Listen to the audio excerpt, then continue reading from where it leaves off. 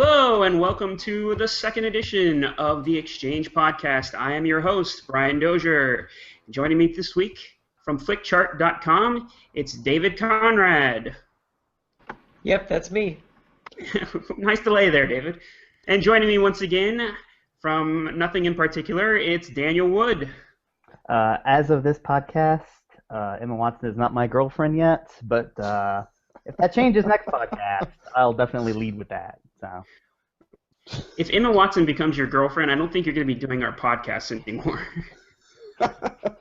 I'll never forget you guys. We need to get him under contract right sure now. You won't. Yeah. And finally, our new guest this week he's a filmmaker, and I don't really know what else to say about you. That's what I do. It's David Soden. What's going on, guys? You have no other redeeming qualities, so. No, not really. Hey, he might be the only person here with his own office. I don't know. Daniel might have an office, but Oh, that's right. I do have an office. That is true. That's That is nice. true. My green UNT Texas flag is hanging on the wall, and I have a Darkwing Duck poster on my wall as of currently. No, I turned my lawyer tricks on the street. You sit on the street corners? That's where I sell my legal services. No office for me. All right, guys. So we want to go ahead and start with our first topic here. Let me just preface this by saying that if you have a child in the room with you or there are children around, let's go ahead and either listen to this at a later time or let's move into a different room because there's going to be some Santa Claus spoilers here. Also, why did Uh-oh. you do that? Why did you do that to yourself and have children? Shame on you. I think eventually you get to a point in life where that just happens. It's just the next logical step. They have things to keep it from happening. But anyway, let's move on. That's true.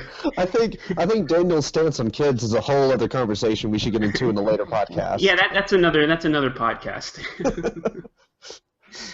All right, guys. So we want to go ahead and talk a little bit about since Christmas is right around the corner. What is it? Today's what, the 13th? Yeah, today's the 13th. So we're talking about less than 2 weeks away here. We want to talk about Santa Claus, and basically, when was it that you learned that Santa Claus wasn't real? So who wants to go first? I remember. I think I was in kindergarten, and I don't know what prompted it, but I remember asking my parents like flat out whether he was real or not.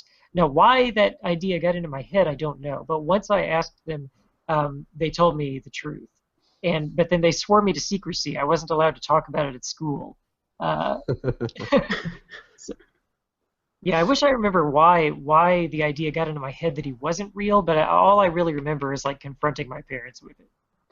So you have a special situation where it's not really special, but it's special for the rest of us because you have a younger brother, whereas all of us had older siblings. So once you found out about that, was it something that assume your parents probably had to keep it? You had told you to keep it from your brother, but was it something that you found difficult to do?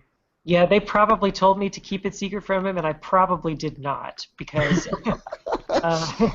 definitely as the older brother, 4 years older. So if I was in kindergarten, he was like a baby. He didn't even count yet.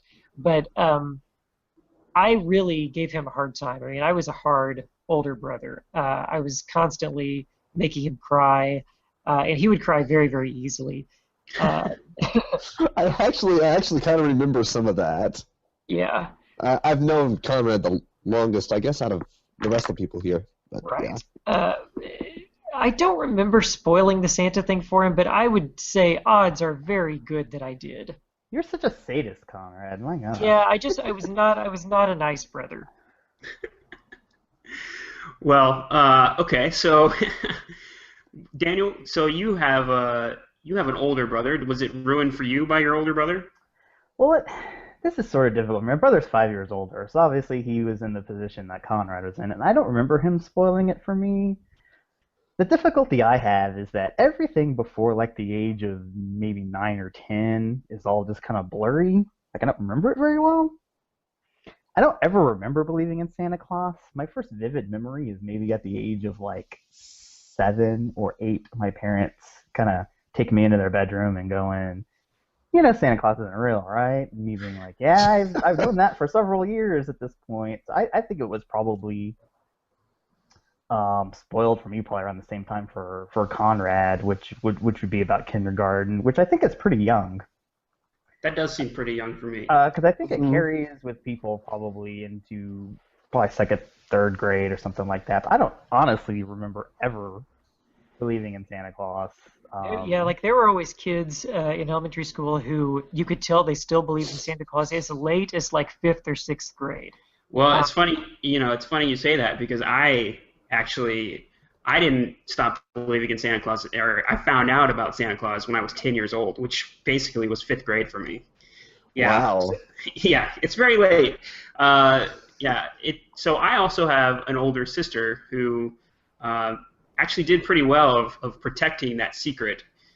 She would go out of her way to make sure that I never found out the truth about Santa Claus, and my parents never really,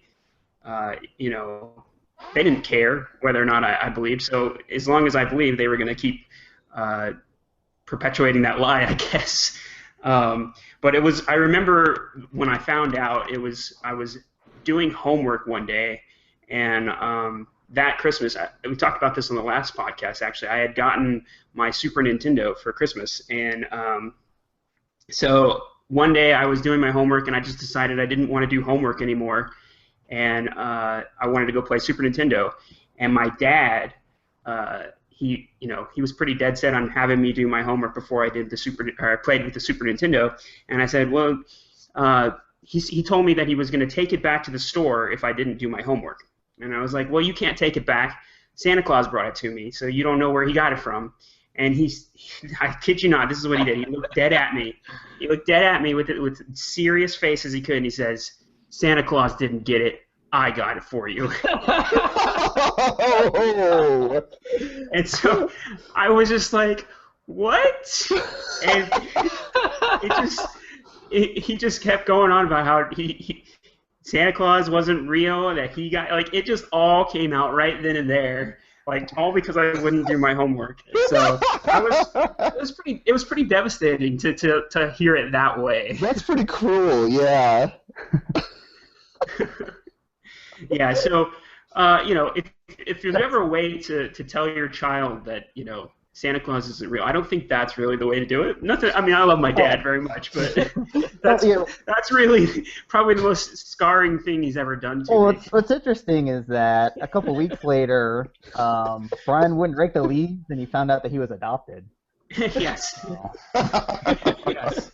If I don't do my chores, they just reveal terrible things to me. Yeah, boy, just don't piss off your dad. You never know what you're going to find out next. Do your chores. Well, do you know if he consulted with your mom before telling you that? Oh, no, he did not at all. He was off the cuff.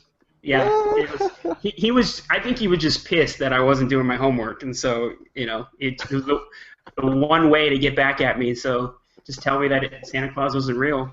Which was fine because by 10 years old, that's probably a little late to be learning. I think probably around 7 or 8, maybe 6 would probably be the best age to tell your kid that. But yeah, I don't know. 10 might be a little late. So yeah, so have I not told you this already? Well, Santa's not real. Yeah.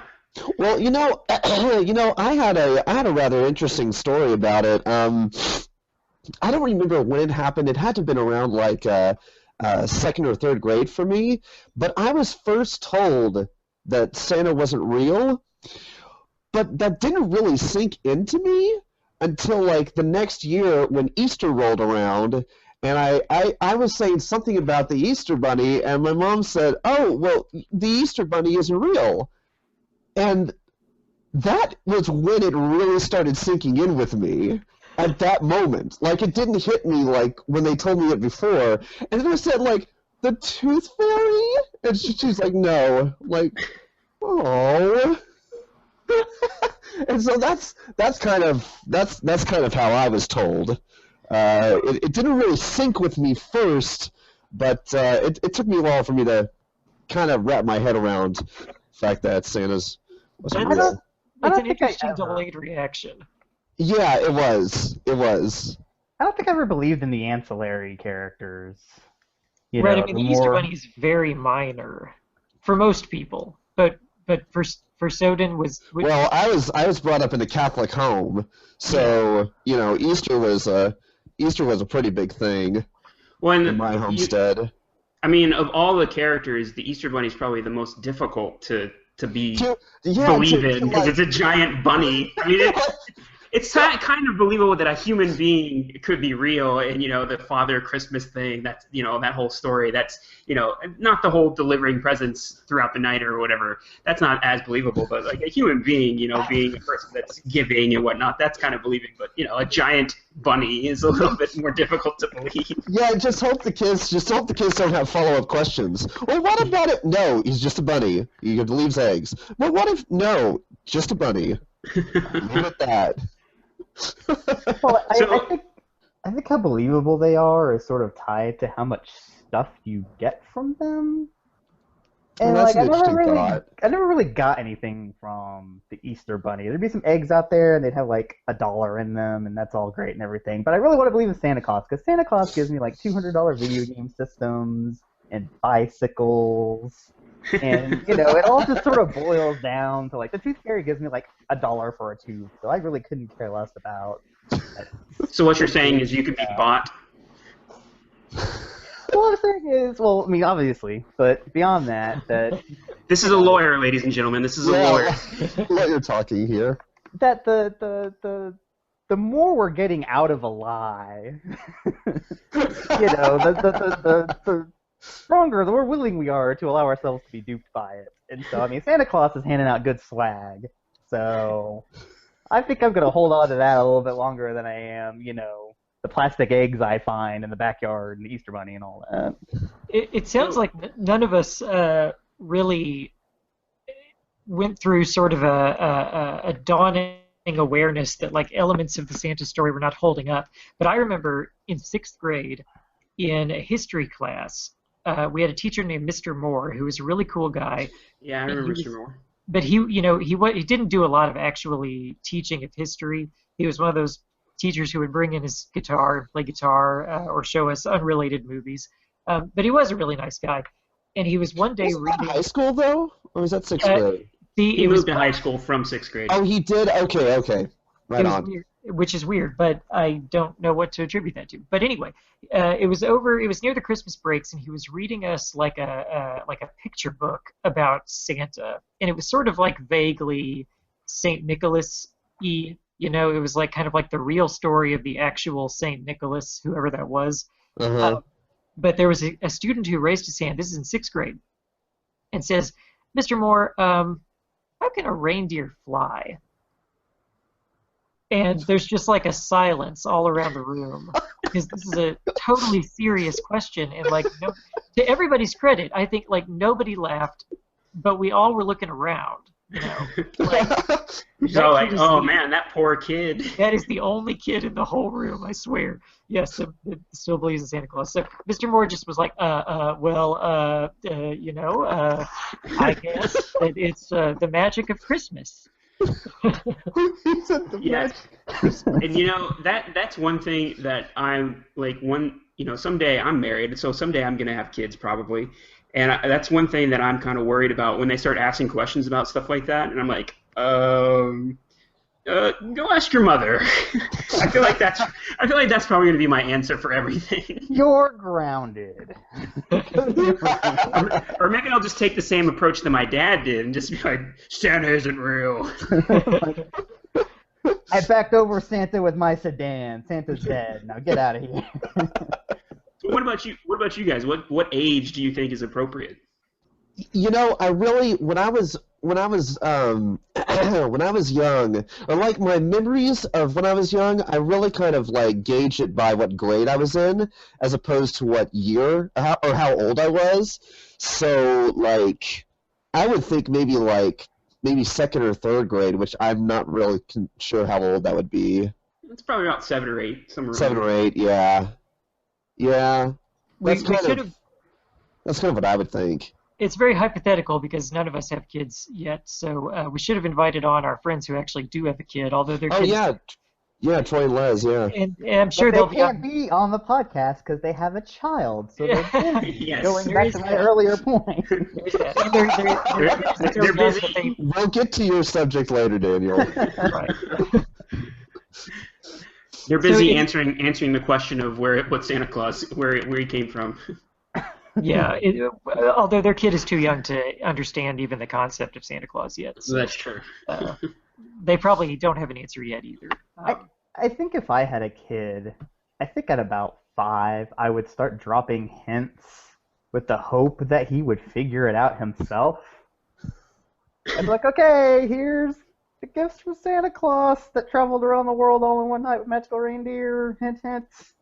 What, Kind of hoping that my kid will have like the cognitive ability, the deduction skills to sort of like figure it out on his own, so that I don't have to do any of that. Here's a question: the presents that you guys got from Santa Claus, were they wrapped or unwrapped? I got both. Wow, both. So I some years he would just remember, and some years he just totally forgot. No. Like I would get a little bit of both. I would okay. get. I would. In my family, we got a tiny bit of presentation when we'd enter our den where our Christmas tree was, and we'd have a tiny bit of presentation. I would be in one column, my sister would be in another column, and my parents would set out things for us that weren't wrapped, that were mainly big things to kind of surprise us with, and then we also had like a couple of boxes underneath the tree. Yeah, But, mine were unwrapped always. The ones from Santa were always unwrapped, and I always remember we would have to come around the corner with our hands over our eyes, and we'd release our hands, and we'd just go crazy because obviously, like I said, I got a Super Nintendo one year. I remember getting a bike one year. It was always really big items that always came from Santa. Mm-hmm. I know that I would do it. Well, I don't think I would tell a kid about Santa at all. Because if I can, because if I can reference another podcast, my favorite podcast right now is Judge John Hodgman, which is sort of a dispute resolution comedy show by actor and Daily Show correspondent John Hodgman. And as he puts it, the Santa conversation is practice for the God conversation, and the God conversation is practice for the death conversation. And as soon as you get into God and death, we don't know anything. Like, we all have our opinions, but we just don't know. And we do know about Santa, so the least we can do is like start off by telling the kids what we actually know about the world, which is that there is no Santa. So, I mean, I don't know if that sounds ridiculous, but I mean, he has kids, John Hodgman does, and he did Santa with his first kid and not with his second kid, and he doesn't recommend telling kids about Santa. Huh. But like society will tell the kid about Santa and the relatives and the friends and all That's that. true. So That's how do you get around that? Yeah, you will. Yeah, you will have TV friends. will tell him that Santa exists and Santa is giving him presents. And TV outranks Dad 10-1. So. Yeah, you will have friends. You will have friends at school that aren't believe have already been told that that is not real, and that will like cause like confusion in the kids' minds. From what I understand from the people that I do know that have children that are, small but are still going to school, the most headache that you can have as a parent seems to be other people's children, because they come home and you're trying to tell them, oh, you can't have this, you can't have that. Oh, but Billy or Susie has this, so from what I understand, it's always other people's children that ruin it for you. Little known fact, Billy and Susie, still the most popular children's names in the 21st century. Billy and Susie. I don't think that's going to hold up to a fact check. If AP decides to fact check this podcast, oh yeah, people start investigating. Yeah, So because they listen to us. Did any of you guys ever try to catch Santa in the middle of the night? No, but I did leave cookies and milk out. No. I remember distinctly doing that. Even when I no longer believed because I wanted to eat the cookies in the You know, now they leave out celery for Santa instead of cookies. What?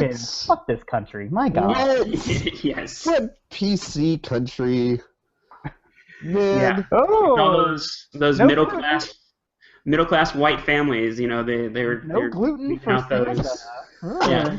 Can't have gluten anymore. Santa's got to be all organic. Oh my God. Yeah, salads left out for Santa, and Yeah. What a goddamn surprise. Nobody ate the celery.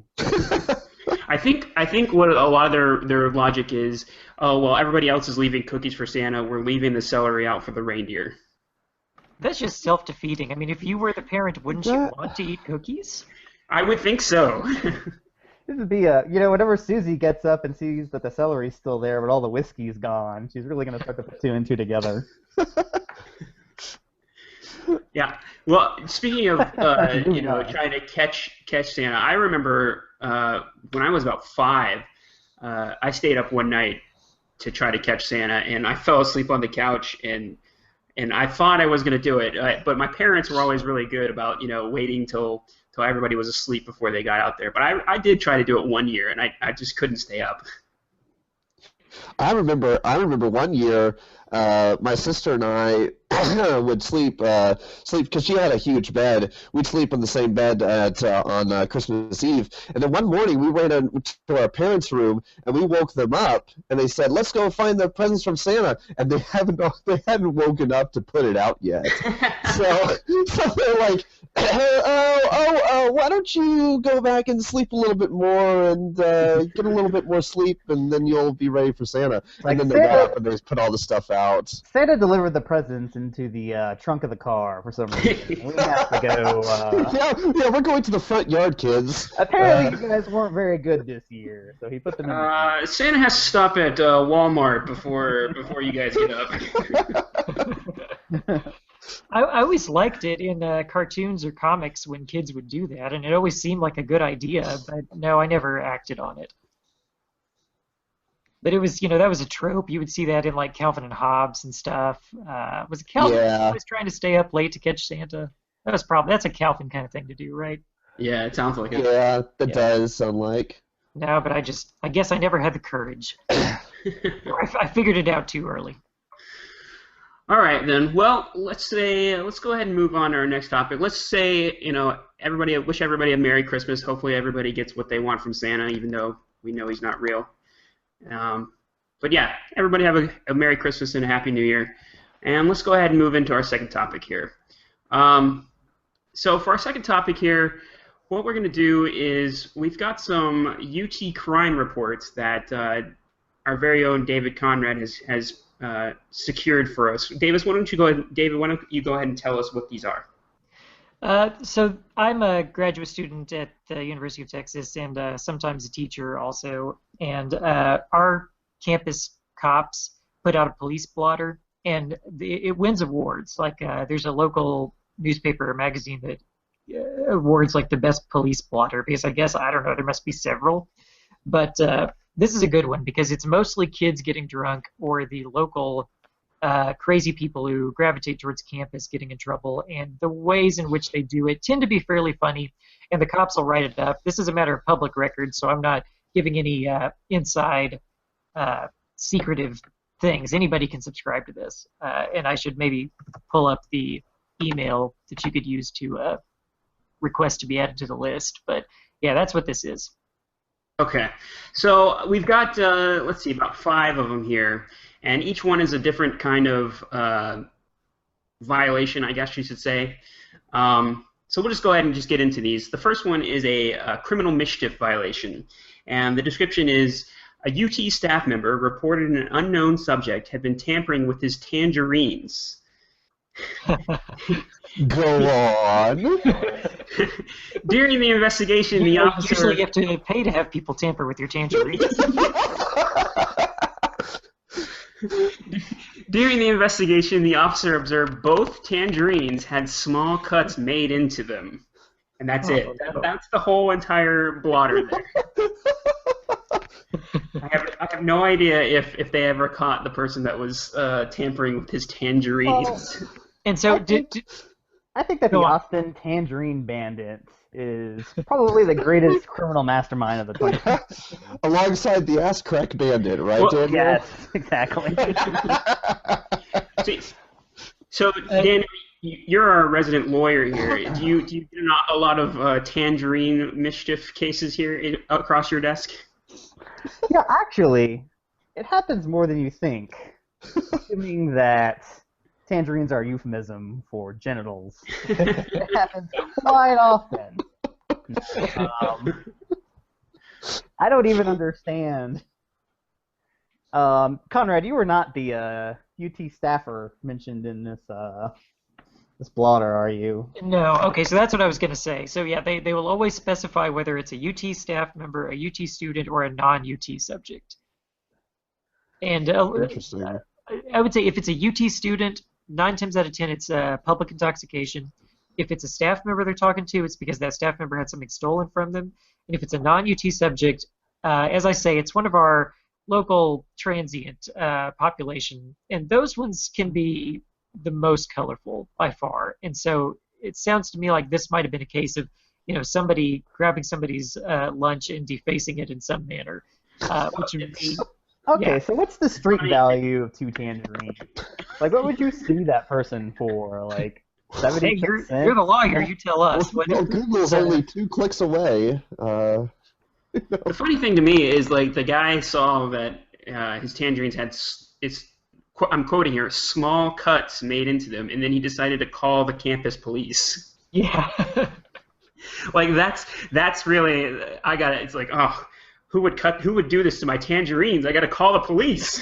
Sound the alarms, yeah. Well, maybe it's a message, Oh, this time it's the tangerines, but next time. Yes, It's it'll be a full green. orange. It'll be a grown orange next time. And then we'll move on to your sandwich. There's a really funny video on YouTube. There's this little speech that Michael Caine gives in The Dark Knight about tangerines. The tangerine one, yeah. Yeah, and somebody like totally like cut that speech up where he's just talking about tangerines the whole entire time. It's really funny. You should, if you get a chance, you should check it out. Okay, so let's go into the second one here. This one is a public intoxication. It says a non-UT subject was observed staggering back and forth as he attempted to navigate the straight lines of the sidewalk. The subject was also observed stopping other pedestrians and asking them for money. During the investigation, the officers stopped the subject and detected a very strong odor of alcohol in the subject's breath. And I gotta say, of all these that I've read, they pretty much all have that, the public intox, they all pretty much say a very strong odor of alcohol in the subject's breath. So it's a recurring theme through the public intox ones, obviously. That must be part of them meeting their reasonable search and seizure. Yeah, probably. Okay, so it says, to go on here, it says, when asked where he was going, the subject replied, going to buy more beer to get drunk. Then obviously, I mean, why else would you be buying beer? You gotta respect it. At least he's being honest, I mean. That's not the place to do it. I speak from experience. The beer near campus is way marked up. You're paying like 25% more there than you would anywhere else. Yeah, and he's a non-UT subject too, so like, why is he going around there to buy beer? That's kind of weird. Maybe he's homeless. Yeah, there's a large population, and I fully support the homeless population of Austin. I wish them well, but yes. Okay, so here's the best part of this one. Okay, so it says, then the subject asked the officer if he was aware that you could not spell stupid without UTPD. Well, he's not so drunk that he can't spell, so I guess you gotta let him go after that. I'll crack a few wisecracks, yeah. Well, let me just throw you guys some free legal advice. Don't antagonize the police. Well, see, and I like what the police officer wrote here next. He says, despite his statement being grammatically accurate, the officers determined that the subject was intoxicated to a point that he presented a danger to himself as well as to others. So he was taken into his custody for public intox and was transported to central booking. I love that statement. It was grammatically accurate. Yeah, yeah, and there are many times when they will let people go where it doesn't end that way. It just ends with them being released, or it just ends without the cops saying what happened. But I guess in that case, Daniel might be right. The cops got antagonized, and Yeah, I mean, he's calling them stupid. So. yeah, Well, I know that whenever I was at Baylor, there's quite the large homeless population down there in Waco, and there were, um, the campus police were pretty strict about keeping the homeless population off of the campus proper and keeping them um, out of there. So I could see that from the UT police kind of a catch and release thing, just taking them off campus and saying, hey, yeah. cut it out. And at UT here in Austin, you can tell exactly where the line is, where campus property stops and city property Yeah. begins, because it's not really the homeless people, it's the preachers, it's the street preachers who will Oh, gather really? with their cowboy hats and megaphones Oh, yeah. right on the edge, right on the border, and they will yell about hellfire and damnation And how you can't spell stupid without U2PD? and they might. And one time, one of them recently used the word that I'd never heard before, something like empathietism or something. He was yelling about the damnable heresy of empathietism. The hell does that mean? I don't have a clue. Well, he had apparently gotten some beer money and gotten a little intoxicated. No, I don't think these are the homeless ones. These are street preachers who dress very nicely, like button-down white collar shirts and Right. slacks. Yeah, yeah. At UNT, we used to have them. They would they would actually reserve space. There's like a grassy knoll next to our union, and you could like reserve a time to stand there and do whatever you want, sell cookies or the firemen to raise money or whatever. But a lot of people, a lot of times, a lot of preachers would stand right there, and they would yell at kids as they'd walk in and out of the union. And yeah. The I think joys, they should the get a new joys of living in the South. Oh Well, it's yes. so weird because that never happened to me at UTA or a Baylor. That's surprising that it didn't. Well, I guess Baylor is already a Baptist college, so they don't have to worry about people They're there. preaching to the choir there. Yeah, Well, exactly. there's quite the battle down there between the Baptists that actually want to dance and drink and have fun, Yeah. and the old They want to Baptists. cut Footloose. Yes, No one puts baby in the corner. Those are the damnable empathietists. yes. One of my favorite things that we did in law school was we had a law prom that involved a casino night. So we were quite literally gambling, drinking, and dancing, probably like across the street from Baylor campus. That's like the trifecta of like the no-nos for. Well, and there was, I'm sure, Yeah, quite for a most bit of religions. out of wedlock fornication going on, afterwards as well, or probably Ooh, that's The whammy on top of the trifecta there. at the same time. We hit all four quadrants with that one. So I'm surprised that the Baylor Regents weren't there throwing holy water on us or whatever the hell Baptists do. All right, well, we've got three more here, so let's go ahead and move on to our next one here. So this one is a suspicious person. So Ooh, a okay. UT staff member heard a woohoo and observed a white male subject running through the building and down a hallway heading towards Gregory Gym. The subject was described as average height, athletic build with pale skin. Here's the kicker. No clothing description was available since the subject was running through campus naked. All right. See, to me, that's just a typical college prank. I mean, that's just a college kid who is on a dare. Yeah, like, just why like would you? Or like Just like a Will- fraternity. yeah, just like Will Ferrell in Old School. We're going drinking.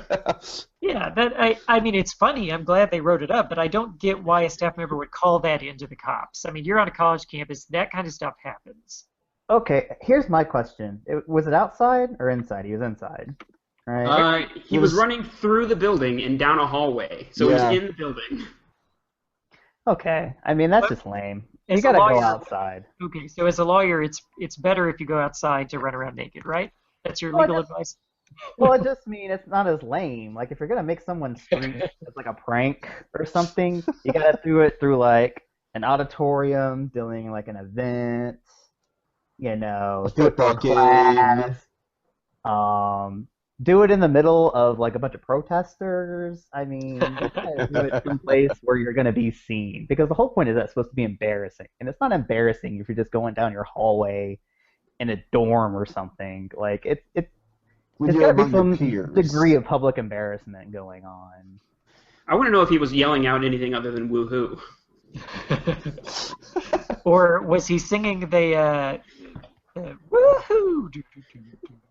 Oh, Blur. He was singing "Song 2" by Blur. Track 2? Yeah. That's what moved him to take off all his clothes and go running around the hallway. Yes. He loves that It song. happens to the Whenever it best of comes on. us. Uh, Oh my God. Well, actually, All listen, right. let me interject with a story. Speaking of things people do on campus, so did you guys ever watch Saved by the Bell? Yes, Yes. very Yes. much so. You remember the college years? Yes. I do indeed. yes. So I remember when the college years first came on, and I was watching the first episode with my mom, and Zach, I guess, was standing in the hall of his dorm, and these two girls walk by in towels because they were on their way to or from the shower, and my mom got kind of mad about it. It was like, that doesn't happen in college. That's not what college is like. It's not just girls walking around in towels. And then come to find out, actually, that does happen in college. It happens all the time. So. I guess it kind of depends on what dorm you live in, because the dorm I live in didn't happen. Well, yeah, we had segregated ones, but we also had a co-ed dorm. So, yeah. Anyway, carry on. Okay. All right. So the next one is a criminal trespass warning, and this one is a non-UT subject was notified by a non-UT subject notified the police department of a suspicious person after being informed by a nearby bird that the subject was carrying explosives. And yes, you heard that right. I said a nearby bird. Right. Okay, seriously, this Homeland Security thing's getting out of hand. During the investigation, the officers located the suspicious person and learned that the subject was carrying water bottles. The officers also located the reporting person next to an emergency call box. The subject informed the officers that he fights terrorism for a living. So it's Austin's Phoenix Jones. It's like our superhero. Yes. The subject was issued a written criminal trespass warning, and the officers thanked him for his patriotism. Listen, I think it's pretty badass that Batman goes to UT. Hey, you know what? He's out there and he's giving it his best shot. You know. I love that they were happy that for his patriotism, but they were like, we still got to write you a ticket for this. I really Your heart's in the right place. I mean, they've really buried the lead in not following up this talking bird. Yes, exactly. The bird. That's what I'm wondering about. I'm telling you, the NSA has trained the birds. That is what's happening here. Oh man! First it was our phone records and our internet data. Yes, I really wonder to spy on us. I really wonder the people that write these things up. How do they not just burst out laughing while they're writing them the whole entire time? Okay, They are. I mean, so do we think? Okay, what do we think? Was this either a prank or did this person get some shrooms? I think this person is legitimately insane. I'm hard. Yeah, No, it's I hard think for they me got to some bad decide. shrooms. I think he got some LSD or there's something. What's funny is David said that it's usually a UT staff member that's reporting on these people, but this was a non-UT subject that was notifying on a suspicious person, and we don't know whether this suspicious person was a UT student or a UT staff member or it was a non-UT subject. So it could have been a student, I guess. It's probably the Ozarka guy. It's probably delivering bottles of water. Well, exactly. How did they track down the suspicious person if all he was doing was carrying bottles of water? How do you, what did they go look for? Well, nothing. Yeah, I don't know. Maybe gave him a better description than what it says here in the actual blotter. Okay, so the final one is an assault, and this is probably the best one that Really? I've ever read from all these UT crime reports that I've read. So, a disturbance was reported inside a second-floor classroom. Officers located the subjects involved and learned that a private company was presenting an informal session about their company for students. One UT student arrived, gathered a complimentary sandwich that was provided for by the company, and sat through approximately 30 minutes of the presentation before leaving the classroom. So remember this, he sat through 30 minutes. You would think that's, ample time to sit through this presentation. One of the company representatives met the student in the hallway to debate the ethics of taking a sandwich and not staying for the entire presentation. The student then discarded the sandwich in the trash. The company representative retrieved the sandwich and launched it at the student's back. Whoa. I love this one. Wow. The student and another UT student later approached the company representative to file a complaint. The other UT student was reported to have lightly pushed the company representative prior to all parties separating. None of the involved parties wished to file charges. I mean, Wow. where do we even start? How old are these people? Like, I'm Well, they're 8 today. UT students, so probably early 20s. Yeah, but the company people, The company people, yes, the company people are probably a little bit older. Right. Now let's be honest here. What's the over under on this being AT&T? It's got to be like 90% chance, right? My question is, 30 minutes is a long. At least he sat down for 30 minutes and watched the presentation. It's not like he just walked in there and picked up a sandwich and walked out. Okay, well, let's think about this from another angle. He still had some of that sandwich 30 minutes later? Yeah, that's Yes, ample yeah. time to finish the sandwich. Yeah, he didn't finish it. Did he make Well, then another sandwich? 'Cause And then once the guy complained, he threw the sandwich away. So okay, well then you don't think I should take it? Then it's going in the trash. Yeah, then I'll just leave it. But no. What do you want me to give it back to Apparently, you? that wasn't enough. What if he took a bite of the sandwich? Would the guy really want it back? Oh yeah, was it wrapped up, or was the sandwich thrown loosely at the subject's back, to where it splattered everywhere and Yes. lettuce? Did he get some mustard or mayonnaise on his back? Yeah. At that point, I think you file charges. Yes. Okay, Definitely. well, here's the thing. What type of sandwich is it? Yeah. Because if it's a sandwich that has a lot of substance to it, if we're talking like a roast beef sandwich or something like that, I would say that's assault. Yeah, or like a Philly or something. Yeah, if we're talking like a heavy sandwich, The Anything guy should be filled- arrested for wasting a perfectly good sandwich. Heck yeah, seriously. I love sandwiches. Also, in law school, we'd have conversations like what constitutes like assault with a weapon, assault with a deadly weapon, and they talk about the difference between Mike Tyson punching you versus your mom punching you. It's kind of a big difference if it's Mike Tyson's fist, and I'm it's kind of a big difference what kind of sandwich this is. Is it a footlong sandwich? Is it like a hoagie? Man, it's a giant. It's one of those giant subs, probably. That would be something to be able to throw that in. The first time I read this particular report, I thought, oh well, that company representative is just way out of line. That's just ridiculous. But this time, what struck me about it was that the student went and got his crew and came back to start something with the company, which is escalating the situation. We made him throw away a sandwich. Of course he came back.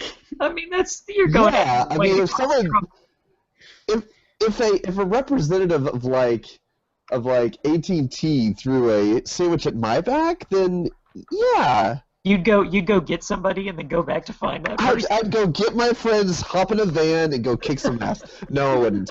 No, but I'd go and approach somebody and say, "This dude threw a freaking sandwich at my back." That's uncalled for. Completely uncalled for. Assault with a cold cut. Well, That's how I'd file it too. Well, this is why I said it had to be AT&T, because if you've ever tried to use AT&T customer service, you already want to punch that guy in the fucking face anyway. Even without the entire thing. Hey. Let's not alienate potential sponsors here in the future. Can All I change right. it to Halliburton? I mean, Sure, yeah. Halliburton, yeah. We won't be taking any I Halliburton. agree to Halliburton. I would take all of the Halliburton money. I don't know what you guys are talking about. But anyway. Oh, God. All right. Well, that's it for the UT crime reports, and that's let how. me give the I can give the website for people to subscribe to this if they want to. It is Yes, please give that out. yeah, it's kind of long. www.utexas. That's the letter U, and then you spell out the state of Texas.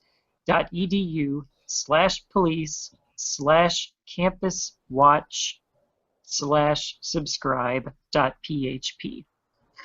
You might want to play that back about 3 times so you can get that whole entire address. Yeah. Is this URL from 1997? What the heck? Yes. Oh, God. It is full of typos and grammatical errors. Cops apparently not the best writers. Well, you would Yeah, think that- with all of their PhDs and stuff that they would really be on top of all that. Oh, great. Now I pissed all of them. Yeah, wait, you told us not to antagonize the cops, and here you are antagonizing the cops. And that is, this is Miguel Sanchez signing off on the Exchange podcast. All right, guys. So that's going to bring us to the end here of the second ever Exchange podcast. David, where can we find your stuff in? Or excuse me, Oh, yeah. Conrad. Let's go Conrad first. There's 2 Davids here. It's confusing.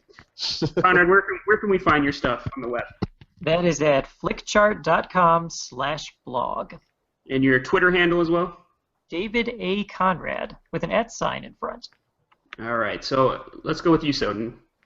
Yeah, you can find my videos on vimeo.com/pi PIE productions, and I'm actually working to get a website up fairly soon, so I'll have something more to say later. All right. Sounds good. How about you, Daniel? Keep that URL on that website short there, Soden. Yeah, too long for you? I guess my nonsensical ranting is on Facebook, but I do have a Twitter handle. It's BU Lawyer. All right. And you can always find me at Brian Dozier, Brian with a Y. And that's going to do it for our second edition of podcast here. I promise you next time we will get better. See you next time. Hey, we already got better from the first one. I don't think we should lie to people. All right. Well, I promise we'll at least put some effort forward next time. So, all right. Later. Bye-bye.